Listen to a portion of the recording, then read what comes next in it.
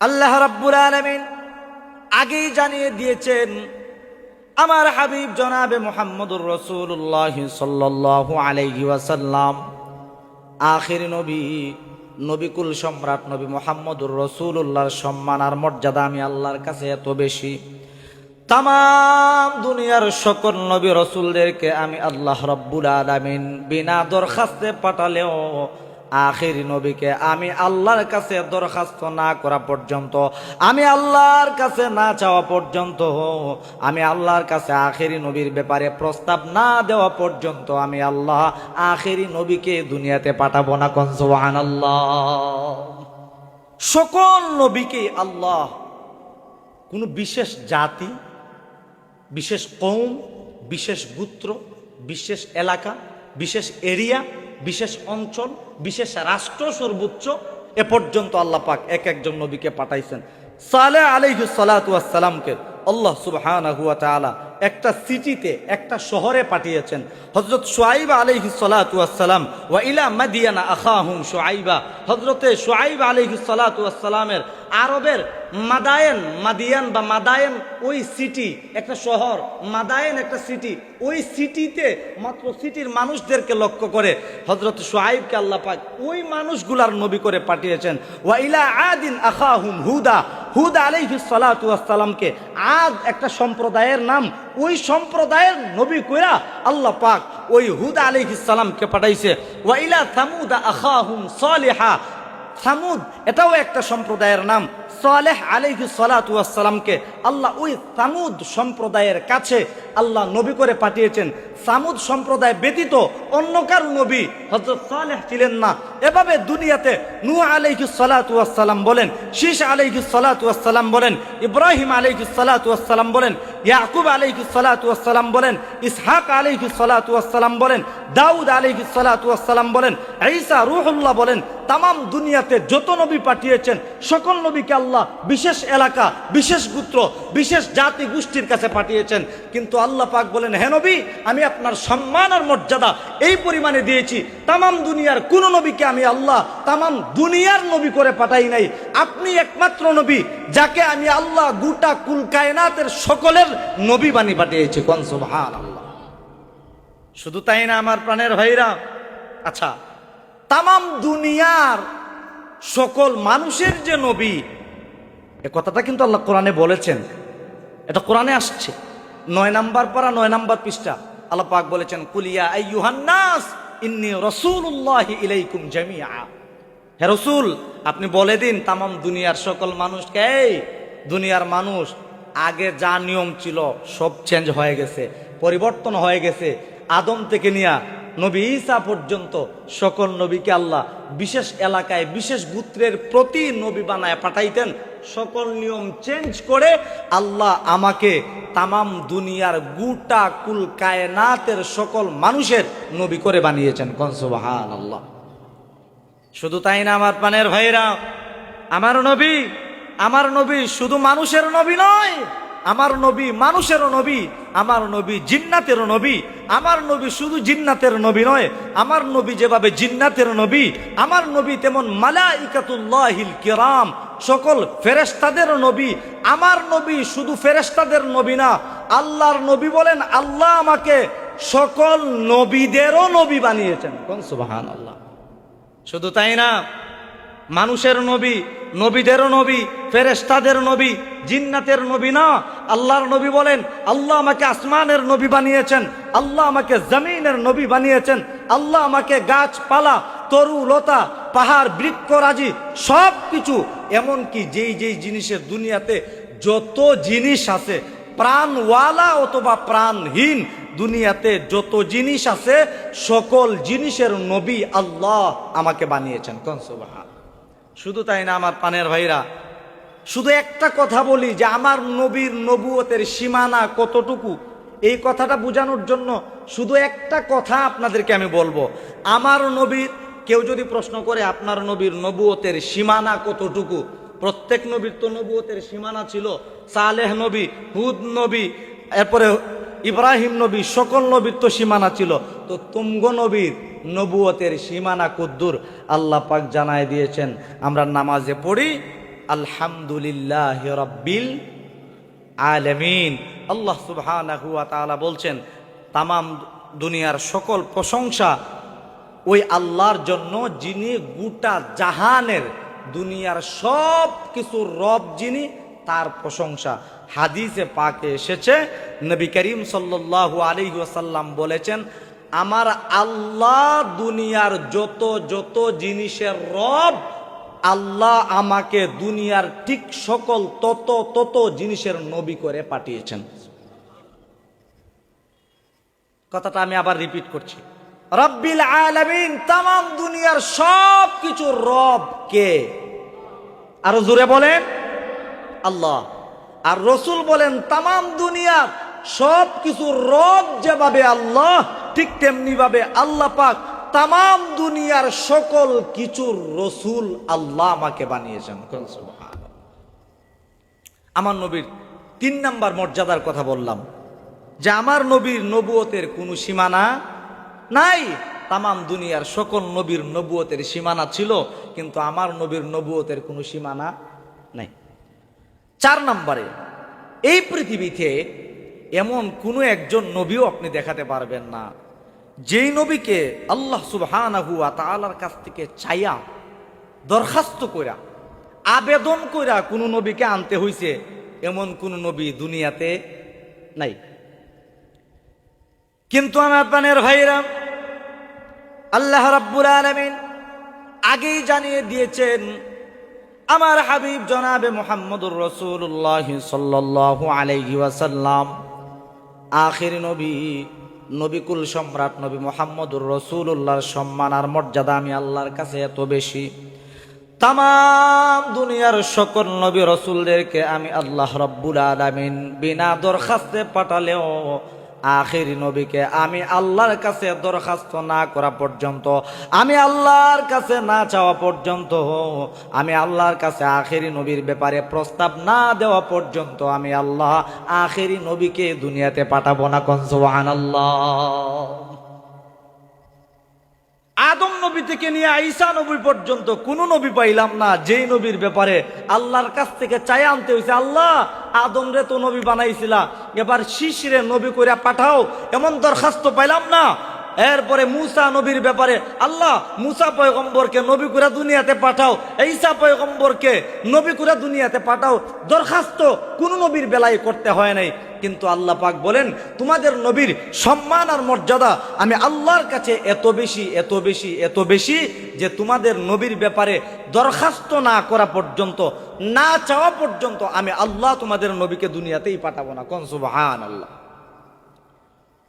এরপরে আল্লাহ পাক আরো মজার বিষয় জানিয়েছেন যে শুধু প্রস্তাব দিলে হবে না, শুধু প্রস্তাব পাঠাইলেই হবে না, সরাসরি বাবা প্রস্তাব দেওয়া লাগবে।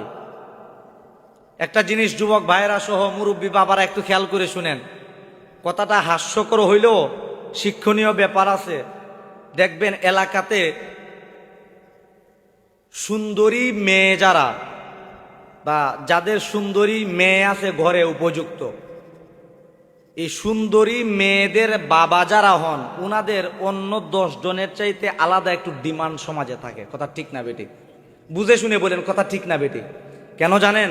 কারণ এলাকার যত পোলাপান আছে, যুবক পোলাপান চিন্তা করে, হারে যদি লাইগা যায়, কাকার যদি মন জয় করতে পারি আর হের মাইয়ারে বিয়ে করতে পারি, তাহলে তো আমার বইয়ের মতো সুন্দরী এলাকা আর একটাও কেউ থাকতো না। কথা ঠিক না বেটি? এই জন্য যুবক জীবনে কেউ সালাম দেয় আর না দে, ওই সুন্দরী মাইয়ার বাপরে পালে ঠিকই সালাম দেয়। কথা ঠিক না? ঠিক না আমার ভাইয়েরা? এরপরে দেখেন, খেয়াল করেন, বিষয়টা হাস্যকর হলেও আমি এক্সাম্পল দিচ্ছি।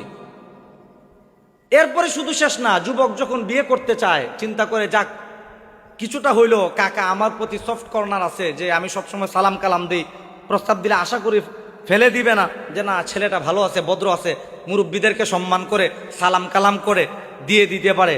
প্রস্তাব যখন পাঠাইতে চায় তখন বাপের কাছে বলে আব্বা, অথবা মারে বলে আম্মা, আমি তো ওই অমুক সলিমুদ্দিনের মাইয়া জরিনারে পছন্দ করি না, হেরা স্যার আমি বাঁচতাম না। তো এরকম ঘটনা মাঝে মধ্যে হয় কি হয় না? তো মারে যখন বলে বা বাপরে যখন বলে, তখন ওনারা চিন্তা করে এই সলিমুদ্দির মাইয়া রে আনার লাগা আমগো মুখ ব্যবহার করবো, আমি কমু বাপ আমি পারতাম না, তোর বাপ রেখো, বাপ রেখো, বাপ রেখো, আমি পারতাম না। কই তাহলে কেমনে? কয়েছে ঠিক আছে দেখতেছি আমরা বিষয়টা। আর একটা উকিল লাগাইয়া, মাধ্যম লাগাইয়া প্রস্তাব দেওয়ায়। তখন সলিমুদ্দির কাছে যখন প্রস্তাব যায়, তখন বলে বিয়ে দিব কি দিব না এটা তো পরের ব্যাপার, যদি বিয়ে করার নিয়ত তাহে তাইলে সরাসরি যেন ছেলের বাপে আমার কাছে প্রস্তাব দেয়, তাইলে আমি চিন্তা ফিকির করে দেখবো। এরকম ঘটনা হয়নি না হয় না? একটু বলেন না ভাই, হয় কি হয় না? আল্লাহ পাক বলেন, আমি তো জাস্ট একটা উদাহরণ দিলাম। আল্লাহ পাক বলেন দুনিয়ার একটা মেয়ে একটু সুন্দরী হওয়ার কারণে তার বাবার ডিমান্ড যদি এরকম হয়ে যায়, বাবা সরাসরি প্রস্তাব না দিলে ওই ছেলের কাছে মেয়েকে বিয়ে দিবে না। আল্লাহ পাক বলেন তামাম দুনিয়ার যত মানুষ আছে আমি আল্লাহ যত মানুষকে বানিয়েছি, সকল মানুষের সৌন্দর্য এক পাল্লায়, আমার নবী মুহাম্মদুর রাসূলুল্লাহ সৌন্দর্য আরেক পাল্লায় রাখা হলে আমার নবীর সুন্দরের পাল্লাটাই আমি আল্লাহর কাছে ভারী হয়ে যায়। সুবহানাল্লাহ। তো এত সুন্দর নবীকে আমি আল্লাহ দিব, যে সে প্রস্তাব দিলে আমি আল্লাহ দিব না, সরাসরি বাবা প্রস্তাব দেওয়া লাগবে। তাইলে আমাদের নবীজির বাবাকে, আমাদের নবীর জাতির পিতাকে ইব্রাহিম আলাইহিস সালাতু ওয়াস সালাম আল্লাহ পাক রেড অ্যালার্ট জারি করে দিলেন, এই ইব্রাহিম যদি মুহাম্মদুর রাসূলুল্লাহকে পেতেই হয় তাহলে তুমি বাবা সরাসরি আমার কাছে প্রস্তাব দেওয়া লাগবে। হযরত ইব্রাহিম আলাইহিস সালাতু ওয়াস সালাম সুযোগের অপেক্ষায় আছেন। যখন তার সন্তান ইসমাইল আলাইহিস সালাতু ওয়াস সালামকে নিয়ে কাবাগর বানালেন, কাবাগর বানানোর পরে আল্লাহ পাক ইব্রাহিম পয়গম্বরকে বলেছেন, হে ইব্রাহিম পয়গম্বর, আপনি যেহেতু আমার জন্য খানায় কাবা বানিয়েছেন, হে ইব্রাহিম এবার আপনি যা চাইবেন আমি আল্লাহ আপনার চাওয়া, আপনার দোয়া কবুল করে নিব। কোন সুবহানাল্লাহ। আমার ভাইরা, বাবা প্রস্তাব দিলেই তো সলিমুদ্দি ওয়াদা দেয় নাই যে বাবা প্রস্তাব দিলেই আমি আমার মাইয়ারে দিয়ে দিব। আল্লাহ সরাসরি বলেন নাই আমি আল্লাহ দিব, আল্লাহ পাক ওয়াদা করেন নাই।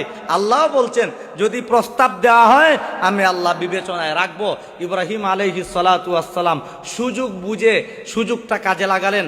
আল্লাহ যেহেতু বলছেন ইব্রাহিম খানায় কাবা যেহেতু আপনি বানালেন, আমার জন্য আমার ঘর খানায় কাবা মসজিদ বানালেন, আপনি যে দোয়া করবেন এখন সেই দোয়া আমি আল্লাহ কবুল করে নেব। ইব্রাহিম আলাইহিস সালাতু ওয়াস সালাম চিন্তা করলেন সুযোগ তো আর হাতছাড়া করা যায় না, সুযোগের সদ্ব্যবহার করা লাগবে। ইব্রাহিম আলাইহিস সালাতু ওয়াস সালাম তিনি অনেকগুলো দোয়া করেছিলেন, এর মধ্যে সর্বপ্রথম যেই দোয়াটা করেছিলেন সেই দোয়া হচ্ছে, হে আল্লাহ আপনি বলেছেন মুহাম্মদুর রাসূলুল্লাহকে আপনি এই দুনিয়াতে নবী করে পাঠাতে গেলে বাবার প্রস্তাব দেওয়া লাগবে। এখন আমি বাবা প্রস্তাব দিলাম, আপনি কবুল করবেন কি করবেন না এই ওয়াদাও তো আপনি দিতেছেন না, কিন্তু এখন যেহেতু আপনি বলছেন আমি যা চাইবো যা দোয়া করব তাই দিবেন, কোনো ধরনের কমতি করবেন না। আল্লাহ আমি বাড়িও চাইলাম না, গাড়িও চাইলাম না, নারীও চাইলাম না, নবী মুহাম্মদুর রাসূলুল্লাহকে আমার বংশ থেকে আপনি আখেরি নবী করে দুনিয়াতে পাঠিয়ে দেন। সুবহানাল্লাহ। এখানে আমাদের ছোট একটা সবক দেই ভাই, একটু খেয়াল করেন ফায়দা হবে। ছোট একটা সবক দেই। ইব্রাহিম আলাইহিস সালাতু ওয়াস সালামকে দোয়া কবুল করবেন বলে ওয়াদা দিয়েছেন কে? এই কথাটা বলেন, ওয়াদা দিয়েছেন কে? আল্লাহর ওয়াদা কি মিথ্যা হতে পারে? এদিক সেদিক হইতে পারে। আমাদের ওয়াদা এদিক সেদিক হইতে পারে। ইলেকশনের আগে ওয়াদার নমুনা একরকম, আর ইলেকশনের পরে ওয়াদার নমুনা আরেক রকম। কথা ঠিক না বেঠিক? তা আল্লাহর ওয়াদার এরকম হওয়ার সম্ভাবনা আছে? 0% আছে? নাই। আল্লাহ ওয়াদা করেছেন নবী ইব্রাহিমকে যা চাইবেন যেমনে চাইবেন আমি আল্লাহ দিব। ওয়াদাটা কার? আরেকটু জুড়ে বলেন, আল্লাহ।